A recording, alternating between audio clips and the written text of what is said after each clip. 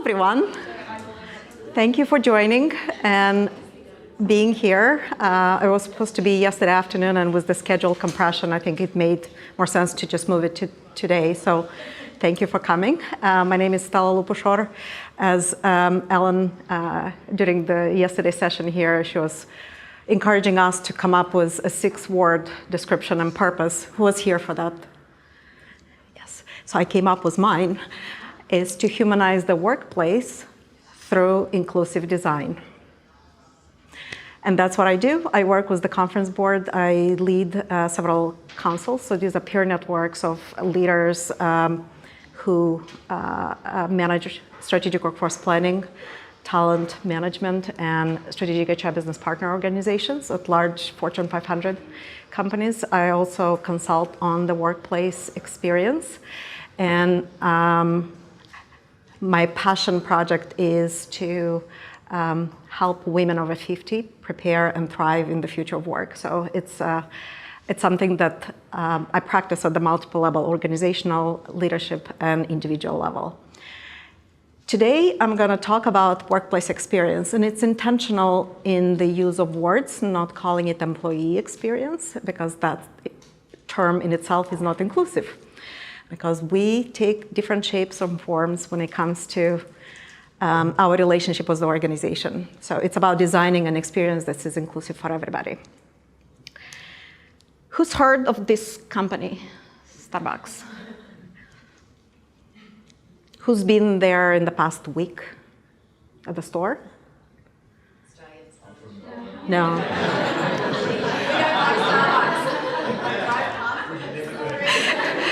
If you were in Seattle, I would have said it all that. Okay, so put yourself in the middle of your last trip to Starbucks. What do you remember about it? The bathroom. How, they didn't give you the key, or? Because it's the only place you can go to the bathroom in New York. Yeah. What else? Consistent. Doesn't matter where you go around the world, they may have a few little local traits, but otherwise you can expect consistency in products and quality. Anything else? I didn't find free Wi-Fi. I love that part. I love that part. And it's intentionally designed, and it wasn't that way. Who remembers 2008 when Howard Schultz, who was one of their former CEOs, came back to resuscitate the company? The company's growth was stalling. They were primarily growing out of opening new stores. The existing stores' sales were falling down. A lot of it was due to quality issues and the lack of consistency across different stores. It was also the inability of the consumers and coffee drinkers to interact with the barista and create that bond and experience with them. So when Schultz came back, I remember vividly that I was going to catch the train, and I stopped by Starbucks, and the door was closed, and said, "We're closing because we're training everyone." Every single store, at that time it was 1,200 stores around the world, they closed all of them at the same time to train people how to make a good espresso. That was the beginning of the turnaround, and a lot of the design thinking work that has gone into changing the whole experience. They lowered the level of coffee machines so the barista could have a conversation and interact with them. They automated a lot of the anything that could potentially create the friction, right? They eliminated the non-essential, non-core business because at that time they were getting into music, they were trying to sell a lot of other adjacent things. They cleaned all of that up, and they focused on how, from the moment when people wake up until they start thinking about that cup of coffee, and how they go through the whole journey until they purchase it. And then when they leave it, what memories linger afterwards. When you think about your last experience with Starbucks, do you remember some of these emotional, subconscious sometimes elements that they are intentionally built into your journey so your experience can become sustainable and you're returning over and over and over again? What if we had the same type of experience in the workplace? Can you imagine that? So what's interesting about Starbucks is the design principles they build into the choices they make, deliberate choices they make.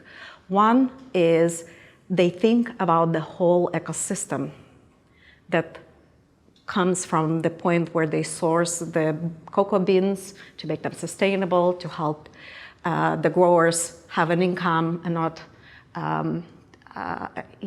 use unsustainable growing practices. They focus on environment. They focus on all the suppliers in the ecosystem that provide them with materials, with services. They focus on their employees, even employees who are not full-time, so they're part-time, they still get benefits just because they realize the importance of having medical coverage for their employees.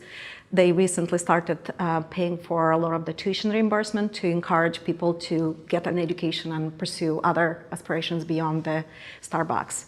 So it's holistically thinking about creating value across the full life cycle and value chain, as opposed to just focusing on one specific niche. This allows them to charge you more, and charge more just because you understand the impact that they have and where some of this money goes. The other critical part of what Starbucks is doing is they are looking at enriching the whole value chain for everybody, and then they carve a small piece for themselves. This way, not that they are doing something at the expense of others, right? They're helping everybody else raise their boats. So let's start with a few questions about this whole value chain. And this is not going to be a presentation. This is going to be a conversation. So this is a warm-up. Why companies exist? Service customers. Service customers. Provide value to the customers. Yep. What else?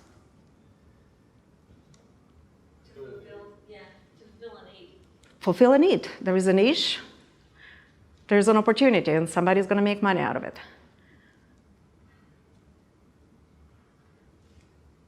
What else?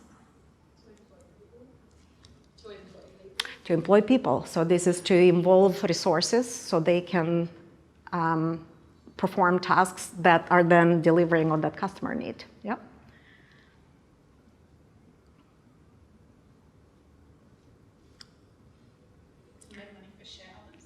Thank you very much. Somebody had to say it.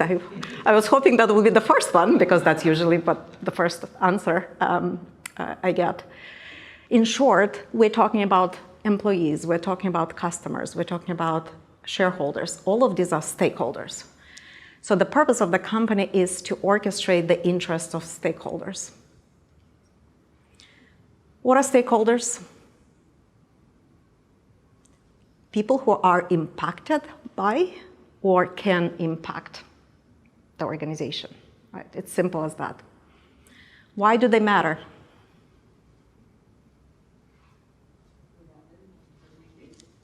Say it again. Is it without them it doesn't exist? Yes. Otherwise, however, when we think about organizations, up until lately, maybe in the past year, shareholders seem to be the winning stakeholder in this game, right? A lot of the focus was on realizing the bringing shareholder value, as opposed to looking at the whole ecosystem of stakeholders that are involved. In addition to the three that we mentioned, what are some of the other stakeholders that come to mind? So we had consumer, we had employees, we had shareholders. Suppliers. Suppliers, they're part of your delivery system and are not to be squeezed for the last penny, hopefully. Who else? Customers, yes, they pay the money. They create a reputation. Governments. Governments and governance, because they can regulate you out of the business. The community in which you operate? Excellent. Yes, we usually don't think of the community as a part of the stakeholder, but if we offshore the jobs to another part of the world and decimate the local community, what is the impact on that? And there's one more. The environment. We don't necessarily think of it as a stakeholder, but it's a source of raw materials. It's a source of sustainable common goods. It needs to be included in the formula, right? So let's get to the value definition. What is value? And there's no right or wrong answer, so it's more as a way to build frameworks, because that's what I do. I help reframe things. What is value? A benefit. A benefit, yep. A benefit that wouldn't have existed absent whatever the service or product the company provided. Exactly, exactly. It's the, there is an official definition, is the capacity of a good, service, or activity to satisfy a need or provide a benefit to a person or a legal entity. And in order for the value to exist, it has to be perceived by whoever is at the end, receiving end of it, right? And there are values that we talked yesterday, which are more philosophical and moral for human beings, that guides their behavior, that guides the norm of the society and how we operate. There are also economic values, and this is mostly where the organizations fall under. There are values in use. So think of water, right? We don't value water that much yet in some parts of the world.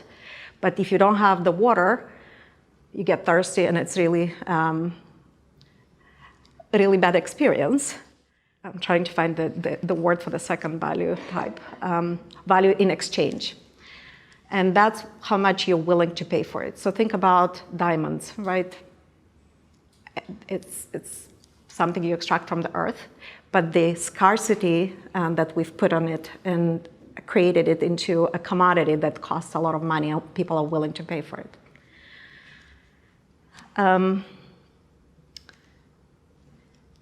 So the other things that are happening in the context, right? One, a lot of complexity in the business world, demographic changes that are impacting the workforce composition. Generally, in mature markets, the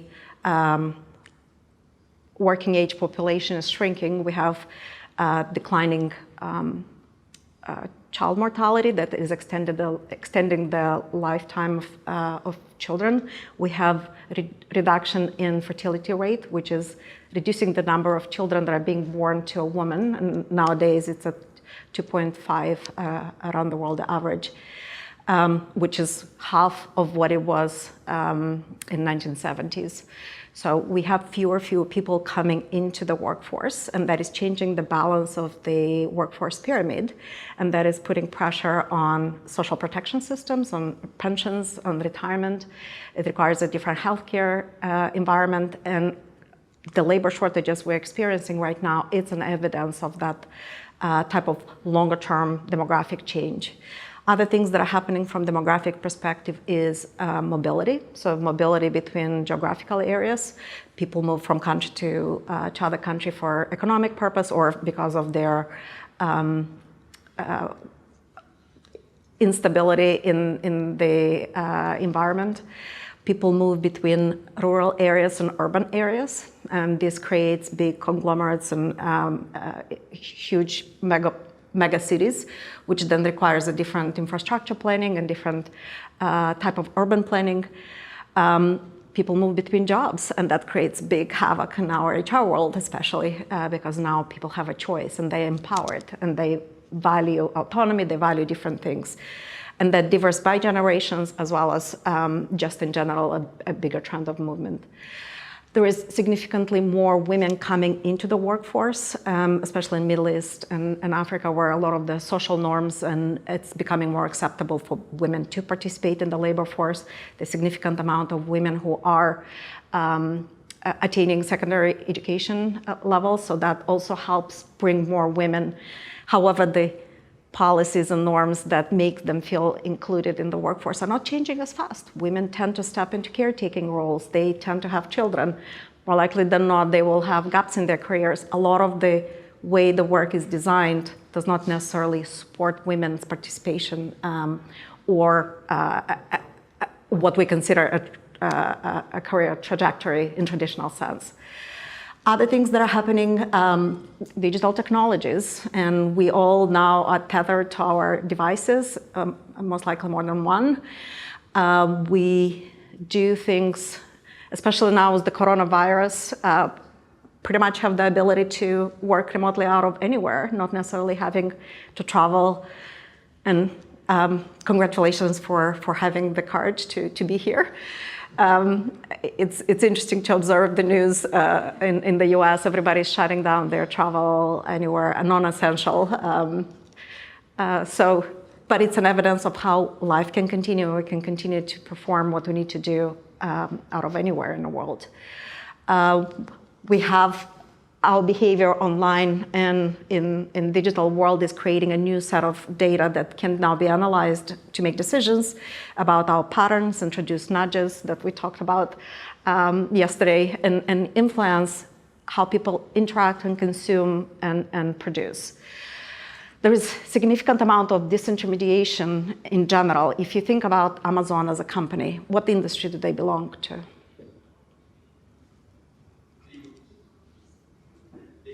E-commerce, but they're also going to Mars. They have a couple of Oscars. They produce content, they're electronics. So it's one of those examples of companies that are starting in digital space, so it's technology first, and then they're moving into adjacent spaces to disrupt the industries. And we still measure things by industry line. We look at the competitor landscape. Who knew IBM is going to be disrupted, especially in the cloud business, and they're still trying to catch up with Amazon. Other things, with this movement and ability to delight ourselves at our fingertips and convenience, this also creates a different behavior, different expectations.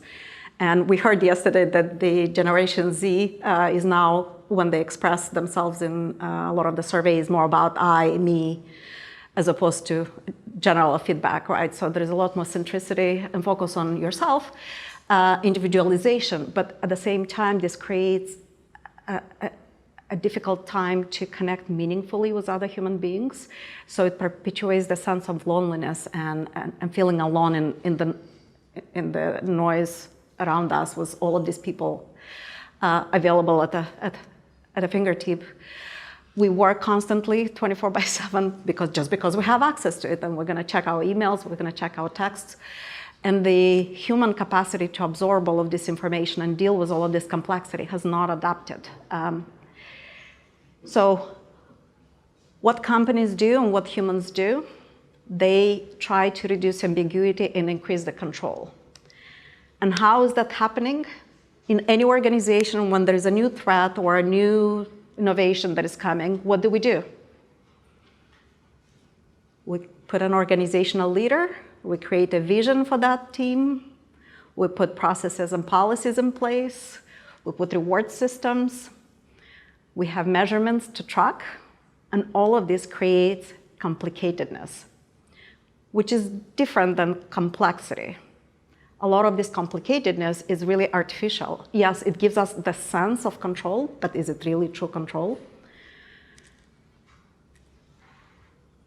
The challenge with complicatedness is it destroys the value that you can recognize because it takes time, it introduces delays. Yes, sometimes it buffers the change. At the same time, it can create unintended consequences in the system downstream. We looked at some of these statistics yesterday, the fact that the complexity in the world of work is creating a lot more stress. People are feeling disconnected and lonely. They report high level of anxiety. They would rather have more time than money. And it's interesting, just even my children, I have 3 of them, the 24-year-olds, like, why do I have to be engaged? Why do I have to be, why is everyone after me to be engaged?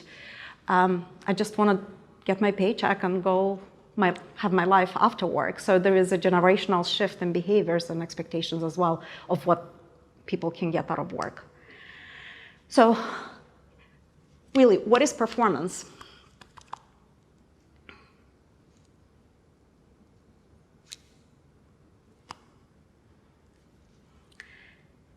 It's our result of what we do day in and day out in the context of which we operate. Companies try to change performance, and the easiest way is to change the context such that the desired behavior becomes rational and logical outcome of what you do. So this requires small changes in the context in which you operate. So the context that we described here, be that some of the processes or reward system or ways of working or hierarchy in decision making. So what companies do, some of them are looking at the whole ecosystem and redesign how the value gets created end to end. Some of them put different types of processes to sustain the value creation, so it becomes reinforcing. Some use technology and they create new markets, or they use technology to reinvent the current value chain. And many times they partner with others to create a whole new ecosystem. So think about Apple and how they've impacted the music industry and how that became a different way of consuming content. So similar type of thinking is coming to the workplace, and now HR has the opportunity to bring that human-centered design to how workforce is experiencing the workplace. And the goal behind this is to create changes in that context in which we as humans operate, that the desired behavior becomes logical and rational and easy to do. It's all about simplifying the journey and our touch points with the company to maximize whatever the output is that we're trying to do, both on the employee side and on the organizational side. So if we're thinking about experiences, that could be the physical workplace and digital, and more importantly, the interaction and intersection of the two. If you think about how nowadays we work, right? You have real estate planning the space, you have IT planning the upgrade schedule of your technology, and rarely they talk to each other. As humans, we come in and out, our world is blurred, so we expect the same type of integration and ease of getting the work done, regardless of whether you choose to do it digitally or physically. Similarly with the organization, how the organizational boundaries can blend and blur for us to get the work done better. And analytics can help with a lot of this, right? We can use organizational network analysis. We can observe the sentiment people express in the social media data or how they participate to detect some of these signals that need to be changed. When we think about individuals, right, workers, it is not just employees. They can be contingent, they can be freelancers, they can be suppliers, they can be team members. We all go through different journeys and segments in our interaction and relationship with the organization. And as a result, we don't necessarily need to think of them as just employees. And this journey changes over time. We can start as a prospect and then become a candidate. But even before then, it takes something to discover the brand and find out that, yes, I want to come and bring my talent to this organization. Then I decide to apply. And once I apply, how is that experience looking like? If I get the job, great. If I don't get the job, how people talk to me, how they make me feel. Once you cross through the threshold, how is your onboarding and ability to be productive, and how soon that is in your integration into the culture? How are your experience benefiting? Do you have a choice of benefits to choose to take on? How are you rewarded and recognized and inspired? And when you're put in a team environment, this is a very different way of looking from the traditional HR process silos. This requires HR to work across multiple functions to integrate that experience and look at it from the user perspective, from the employee perspective or worker. So it's designed to maximize the success, and some of the outcomes that matters for the organization could be economic or customer impact or financial impact, but it matters for the employees too, because employees come for different reasons to work. Not everybody comes just for money or just for benefits. A lot of people come for more intrinsic or other reasons, such as belonging to a community or creating or being part of creating something completely innovative or grow a new skill. So the richness of the outputs and values that employees exchanges for their time with the company gives HR a broader range of options to tap into and motivate people with. Questions? All right. So similarly to what design thinking principles for the customer is doing can be adapted for the HR world. We have to make something that is desirable, that somebody is willing to pay for or use. We have to make it feasible, smart, and simple. And we have to make it viable for the business, because if it doesn't have an impact, it'll be difficult to justify the investment and make it long-term and sustainable. So when it comes to desirability, right, people come to work and companies have now a broader set of options to offer them. There are fundamental things such as meeting employment value proposition. People declare on their website what they offer or what you can expect from the company, and then you come through the threshold and it's absolutely not that. Who's had that experience? Just one person. Wow, this is a lucky group of people. There has to be fair remuneration. People need to be paid fair wage. You have to comply with the law. I know this may seem very trivial, but many times that may not necessarily be the clear cut. Have to have ethical standards. You have to have transparency into how you make decisions. You have to provide safe work environment and accessibility. There is a lot of our population in the world, I think about 20% who have some sort of a visible or invisible disability. You have to provide ability for people to perform. Then as we go up the value chain, there is economic indicators, right? You have to be able to reduce costs or reduce risks or have access to perks and fun. And a lot of times when you have employment, especially in the US, you get access to the mortgages. If you are an independent, it's much more difficult to gain some of that access. So again, some people choose to come for other things than just monetary rewards. Ease of working. Avoid hassles. How many people come to work and by the time you log in through all the systems and you reset your passwords and everything, it's already noontime, and only then you're just able to start working. The work shouldn't be difficult to accomplish, because people, if you think about the decision to quit, they don't quit overnight, right? They quit in paper cuts. And these hassles that you experience in your work environment are those little paper cuts that keep accumulating until one day you say, I'm done, I'm out of here. Personal career, right? Are you able to integrate your work life, especially now with working 24/7? And do you feel you grow your skill? You have the ability to make an impact? Do you feel included and belonging? Do you feel proud of the company for the products they produce? Do you feel that you are stable and your stress level is under control? And as you go up the ladder, it gets a lot more esoteric. So some people want self-transcendence, and some people want to impact the environment or have a positive impact on the livelihood of children that are coming in the next generation. Should the companies provide all of these? Which ones do you think it's kind of a questionable? Maybe shouldn't be the responsibility of the companies too.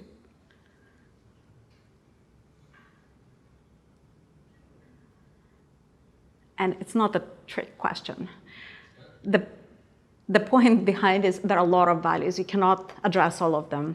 This value pyramid was inspired by something that Bain created, and the Bain value pyramid is designed to embed different values in the product that you design.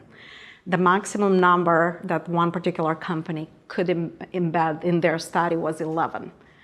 So it's difficult to choose because you can invest so much in it. But I think it's more important to choose 2 or 3 or something you want to be known for, and then embed it into all the decisions you're making about your policies, processes, interaction, satisfaction, etc.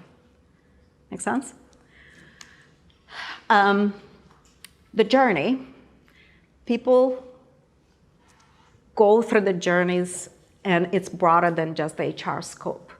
So if you think about teaming, right, people spend a lot of time working in their team. HR has very little control of it, but HR can create a team dynamics or create a way of developing the leaders that then create an inclusive workplace environment.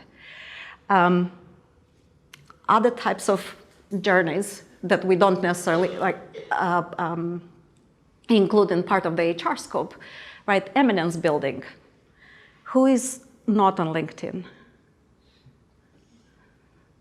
We all want to have a digital presence externally, right? And the data about us on LinkedIn is probably more accurate than in many of the HR systems, especially when it comes to capabilities and presence. Is your company enabling people to grow that eminence and have the ability to grow capabilities and skills and their reputation? Even after people come or leave the organization, they still maintain a relationship with the company. They can come back as a supplier. They can recommend their children whether to work or not work for that company. They can become a customer or a shareholder. They can buy stock. They can become a regulator and come after you. So the point is all of this collection of experiences that we have with the company at touch points forms our impression and then forms how we relate to the company and how we project our feelings about working with the company. And companies like Glassdoor, et cetera, are providing an outlet for that. And more importantly, making it viable, which is really about the measurement system. So from measurements perspective, we have now the ability to introduce a lot more rich types of data that we look at. Instead of looking at the efficiency of HR processes, why can't we look at referral rate? How many people refer their friends to come and work there? What is the brand awareness? And the data is now available, and we can do that. Do you do analysis of your influencers in the organization? Because that can inform a different way of retention strategies. Because if a person who is a big influencer or a connector between 2 big networks leaves, they may take their friends along with them, but then the communication flow also breaks down. It's a different way of looking at the organization and measure the impact of the changes to the experience. And I had an exercise, but I don't think we have time for that exercise, so I'd like to open the floor to questions. Stela, you're not advocating measuring all those things, or are you? Advocating for? Are you advocating measuring all those things? Or? No. And I think as with any design thinking changes, you start small and you iterate. And me with a few others in the States did a study over the summer of the workplace experience, and we're going to publish the report in the next 2 or 3 weeks.